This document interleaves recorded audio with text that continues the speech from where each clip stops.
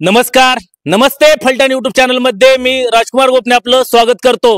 फलटण उपजिल्हा रुग्णालय या ठिकाणी कार्यरत असलेल्या महिला डॉक्टर यांनी आत्महत्या केल्यानंतर उद्या दिनांक 3 नोव्हेंबर रोजी शिवसेनेच्या फायर ब्रिगेड नेत्या सुषमा अंधारे फलटणला येत आहेत।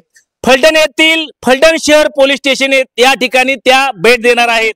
दिनांक 23 नोव्हेंबर रोजी डॉक्टर महिलांनी आत्महत्या केल्याचं या ठिकाणी स्पष्ट झाल्यानंतर संपूर्ण राज्यभरामध्ये एकच खळबळ उडाली होती आणि या प्रकरणामध्ये 2 संशयित आरोपींना अटक झालेली आहे। दोघांनाही काल दिनांक 1 नोव्हेंबर रोजी न्यायालयासमोर त्या ठिकाणी हजर केल्यानंतर त्यांना आता न्यायालयीन कोठडी मिळालेली आहे।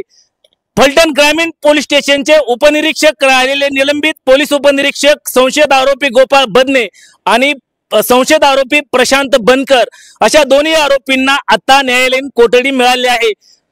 नुकतीच कालच दिनांक 1 ऑक्टोबर रोजी राज्य शासनाने SIT ची ही स्थापना केलेली आहे आणि जिल्हा पोलीस प्रमुख तेजस्वी सातपुते यांची या पथकाच्या प्रमुखपदी नेमणूक केलेली असतानाच आता उद्या दिनांक 3 नोव्हेंबर रोजी शिवसेनेच्या नेत्या सुषमा अंधारे या फलटणला येत आहेत।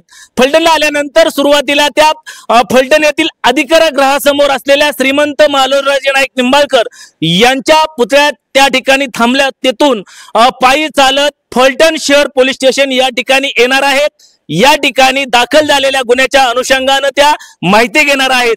त्यानंतर त्यांची पत्रकार परिषदही या ठिकाणी होणार असल्याचं सूत्रांनी सांगितलेलं आहे।